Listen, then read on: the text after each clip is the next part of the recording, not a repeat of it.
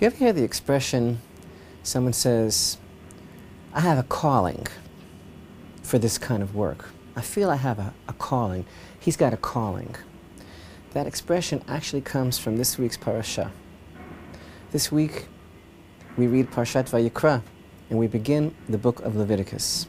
And the book of Leviticus begins with the verse, and he called to Moshe, and Hashem spoke to him from the tent of meeting, saying. You know, the whole concept of the offerings in the Tabernacle, later to become the Holy Temple, is what takes up the majority of the book of Vayikra. It's called by our sages Torah Kohanim, the laws of the Kohanim, the priests who are serving in the temple. And actually, it's the middle of the Torah. There are 2 books in front, 2 books behind, and our sages have likened this to one who wants to safeguard the most valuable asset. Indeed, the book of Leviticus is really the heart of the whole Torah, and the whole concept of the offerings, so misunderstood, is the secret of how Hashem relates to his created universe.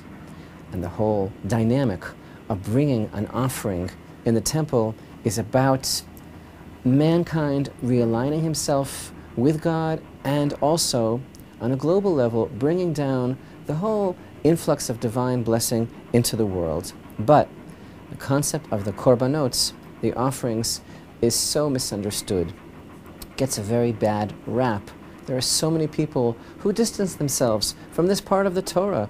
They feel that it is primitive, outdated.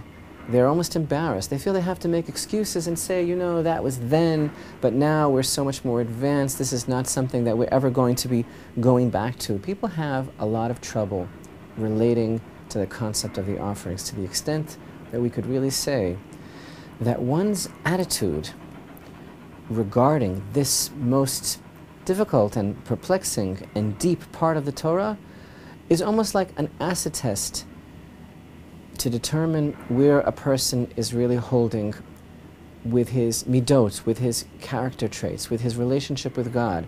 It takes a person who's really maybe humble, in touch with himself, to be able to understand that there are things that are so vast that God tells us to do that we need to start all over again with all our preconceived notions and try to figure out what it is that Hashem is telling us. And part of this is conveyed by the great mystery, the idea that every time Hashem's name comes up in the book of Leviticus in relation to the offerings, and there are so many different names that are used throughout the Torah to indicate God, the name that's used exclusively when it comes to the offerings is the name of Hashem. Yud-Kei Vav-Kei, the name that universally conveys mercy and love and compassion, as opposed to the name Elokim, which is more an aspect of severity and judgment. And our sages tell us that the idea being conveyed here is that there's something about the whole process of bringing the offerings that is a message of love that God is communicating to man, and reminding man that indeed he is the center of creation, that Hashem's love for man is so great that he wants us to elevate the whole world and to use everything in existence in order to help us come closer to him. And about that acid test, it all really boils down to verse 9 in our parsha, in Parashat Vayikra, that tells us that these offerings are considered to be a reach nichoach, a sweet savoring.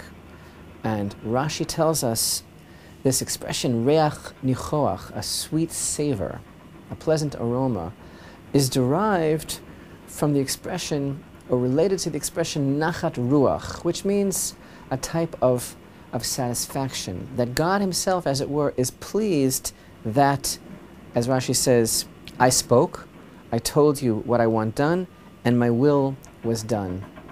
Meaning, even if you don't understand it, the nachat ruach, God says, the satisfaction that I feel is that you are keeping my commandments. And this whole incredible world, the parsha of the korbanot, this whole idea of our relationship with all of creation and how it all works in the temple, It all begins with this calling.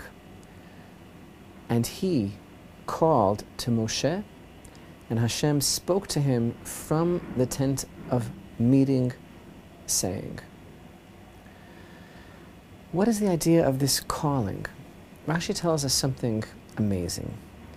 He tells us that this voice reached Moshe, but the rest of Israel could not hear. There's something about Moshe's relationship after he established the tabernacle, even though these laws are the basic framework of the existence of the Jewish people in the world, and the idea of the offerings in the temple is one of the pillars that keeps the whole universe up, but these words reached only Moshe. They were spoken and everyone could hear, but no, there was some sort of channel that was opened up, and they only entered into Moshe's ears. What are our sages telling us with this tradition? Furthermore, there's also an idea that is expressed right here by Rashi in the beginning of our Torah portion, that when there is a break in the text, when there is a subsection in the Torah, it's not indicating a new calling from God, but rather these breaks, they're not ushering in a new prophecy, but they're actually an opportunity that Hashem gave to Moshe to contemplate the Torah. It's a pause. These spaces in the Parshiot are a way for Moshe to gather his thoughts and focus and think about all the things that he is learning. And of course, as Rashi points out, if this was the case when Moshe, who was greater than any person, was being taught Torah by God, how much more so should it be necessary for an ordinary person to be allowed pauses between the sections of the Torah in order to carefully contemplate and consider everything that is being presented by the Almighty. So here we are now in the beginning of Vayikra, such a pivotal point of the entire Torah and such a foundation of all of creation, and so misunderstood. And today, in our generation, we feel so far and removed from the idea of bringing offerings in the temple.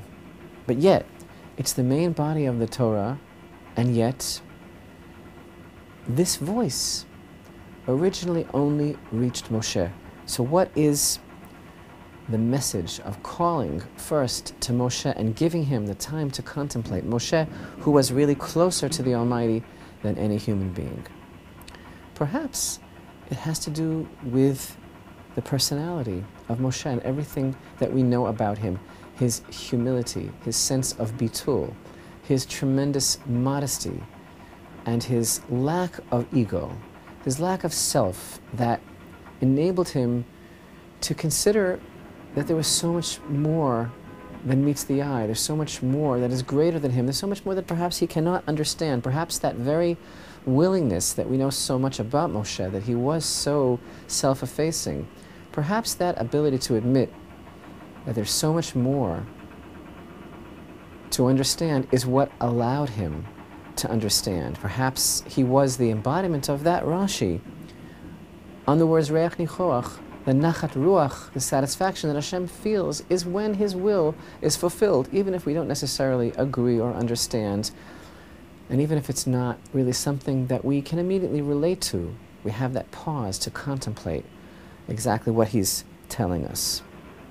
And so too, as we begin now, the book of Vayikra, which according to tradition is where small children who are free from prejudices and preconceived notions, according to tradition, small children beginning their career of Torah study should begin with the book of Vayikra. As our sages tell us, let the pure come and let them be occupied with the issues of purity, the issues of the book of Vayikra. Perhaps we too need to contemplate, to pause, and to merit, hopefully, to receive that voice, to open up that same channel, to allow that voice to reach each and every one of us as we begin studying about the offerings in the temple, to allow the voice of Hashem to reach us from the tent of meeting rather than draw our own conclusion.